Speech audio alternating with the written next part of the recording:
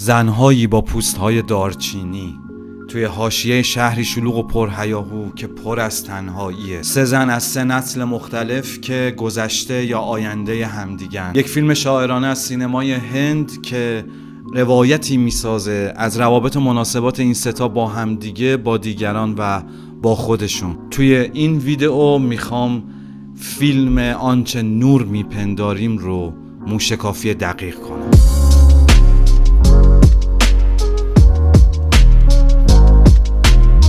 سلام، امیدوارم حالتون خیلی خوب باشه. به کانال سینمازیز خیلی خوش اومدی.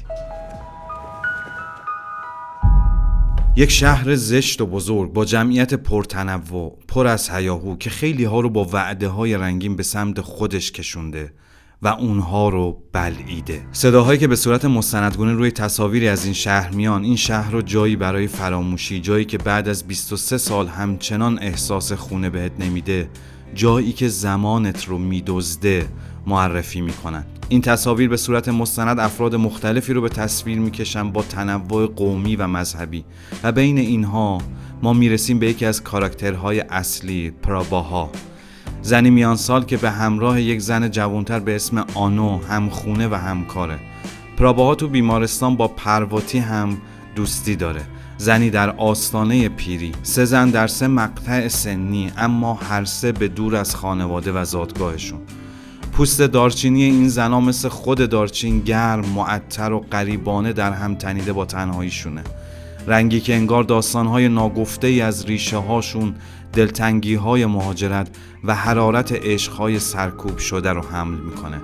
مهاجرت از شهرهای حاشیه‌ای به بمبئی از این شهر یک غول بیشاخودم میسازه که هویت و زندگی آدمها رو میخوره. از طرف دیگه شوهر پراباها به آلمان مهاجرت کرده و خورده زنش رو فراموش کرده و دیگه تماسی با اون نداره. اینطوری فیلم داره روی مسئله بیگانگی تأکید میکنه، اینکه این شهر باعث شده آدمها دیگه احساس نکنن دارن زندگی خودشون رو زیست میکنن، اینکه احساس کنن که خودشون رو توی زندگیشون نمیابن. بارونهایی که هر شب میبارن و امور این شهر رو مختل میکنن انگار اخطاری هستن از سوی طبیعت که به این شهر و ساکنانش داده میشن.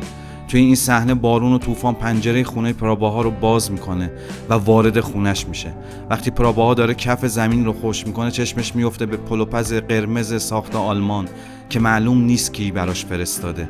پراباها اون رو زیر اون میز گذاشته تا جلو دیدش نباشه، چون این پلوپز از همون جایی اومده که شوهرش رو ازش گرفته. بارون و طوفان به عنوان یه عامل طبیعی اینجا دارن به پراباها سرکوب غریزش رو یادآوری میکنن. برای همین اون با تماس سطح پلوپز با رانش شهوتی میشه و شروع به خودارضایی میکنه. چرا این میل بیدار شده؟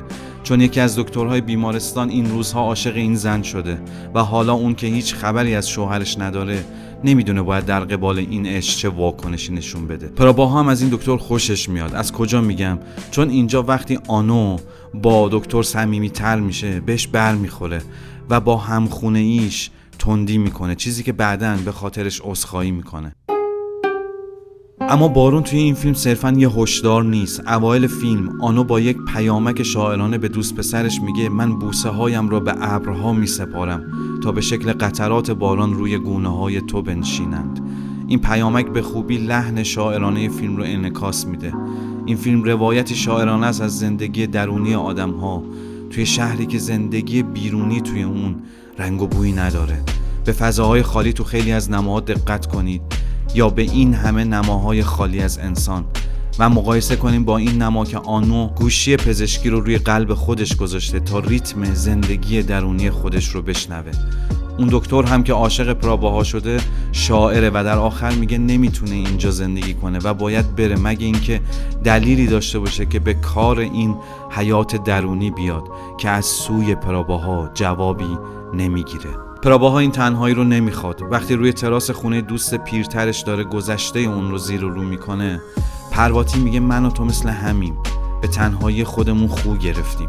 شنیدن این حرف این نگاه حسرت آمیز رو توی صورت پراباها ایجاد میکنه. اما این فیلم با یک چرخش زیبا و بجا داستان رو از این شهر شلوغ و پرهیاهو میبره به یک روستای ساحلی پر از کوههای جنگلی، جایی که کنتراست شدید با شهر ایجاد میکنه و نیمه دوم این فیلم اونجا میگذره. توی بخش بعدی میخوام بگم که اهمیت این چرخش توی چیه. قبل اینکه وارد بخش بعدی بشیم باید بگم توی این کانال من فیلم و سریال ها رو از منظری بررسی میکنم که بهمون کمک کنن جهانی رو که توش زندگی میکنیم بهتر درک کنیم. فیلم ها امروز یکی از رسانه های مهم اندیشیدن هستن و چون دارن به جهان ما شکل میدن، فهم این فیلم ها از این منظر به درک زندگی امروز کمک زیادی میکنه. پس میتونین کانال رو سابسکرایب کنین که به ویدیوهای بعدی و قبلی دسترسی داشته باشین. اینجا زادگاه پرواتیه. آنو هم در کمال تعجب همراه پراباها برای کمک به پرواتی با اونا همراه شده. ما توی نیمه اول میبینیم که آنو و شیاز دوست پسرش دائم دنبال یه خلوت برای عشق بازی هستن و جایی پیدا نمیکنن. آنو حتی حاضر برای این خلوت لباس مسلمونی بپوشه و به محله اونا بره که باز هم بارون اجازه این کار رو نمیده. اما توی این طبیعت بعد از بازدید از غاری باستانی توی دل جنگل اینها میتونن از هم کام بگیرن. غار اینجا میتونه نشونه‌ای باشه از همون زندگی درونی. شهر جایی بود پر از قواعد و دستور، جایی که شیاز مسلمون نمیتونست با آنوی هندو در ارتباط عاشقانه باشه.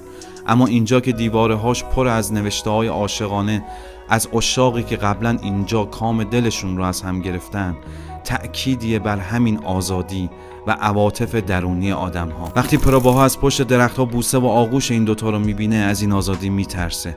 اون که مثل آنو رها نیست و به اظهار عشق دکتر جواب رد داده، این کار این دوتا رو زیاده روی و بیش از حد و حدود میبینه. اما یه اتفاقی برای اون میفته که باعث میشه اون هم بالاخره با این طبیعتش روبرو بشه.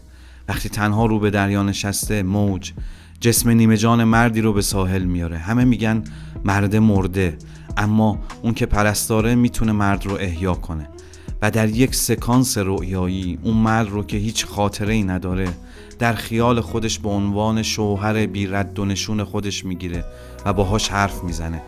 مرد میگه توی آلمان بدون اون زندگی درست نداشته، مثل یک ماشین هیچ گذر زمان رو نمیفهمیده. این جمله رو اول فیلم از زبان یکی از شهروندان بمبئی هم شنیدیم که میگفت این شهر زمانت رو با خودش میبره. بعد مرد از پراباهای پربها عذرخواهی میکنه و پراباها احساسش غلیان میکنه و انگار برای مردی که نشونی ازش نیست توی این صحنه سوگواری میکنه.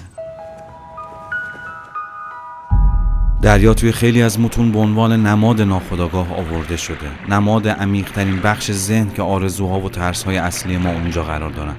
انگار فیلم داره اینجا به ما میگه که پراباها چقدر احتیاج داره احساس پربهایی بکنه، از این احساس خلاص بشه که شوهرش نه به خاطر اینکه اون خواستنی نبوده، بلکه به خاطر جبر جغرافیایی و آثار و تبعات مهاجرت دیگه خبری از اون نگرفته. برای همین انگار با این کار حساب اون هم با گذشته با این سوگواری تموم میشه و حالا میتونه بپذیره فارغ از همه محدودیت ها آنو میتونه اون پسر رو دوست داشته باشه و ازش میخواد پسر رو به اونها معرفی کنه. حالا توی این نمای درخشان پایانی این چهارتا کاملا حس خانواده میدن، خانواده‌ای که نه به خاطر جبر طبیعت از روی زاد و ولد بلکه به انتخاب خودشون و بر اساس پیوند حیات درونیشون دور هم جمع شدن.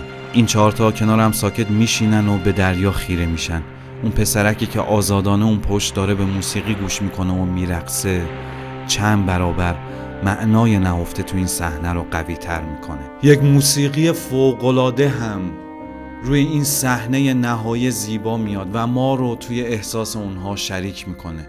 ای کاش میشد این قطعه 8 دقیقه‌ای رو بعد از این حرفها در انتهای ویدیو میگذاشتم به همراه یک کلیپی از این شاعرانه بی ادعا، ولی حیف که قواعد کپی رایت اجازه نمیده این کار رو بکنم. توصیه میکنم، دعوتتون میکنم که این ویدیو رو ببخشید این موسیقی رو گیر بیارید و بشنوید و ازش لذت ببرید. من از این شاعرانه زیبا لذت بردم.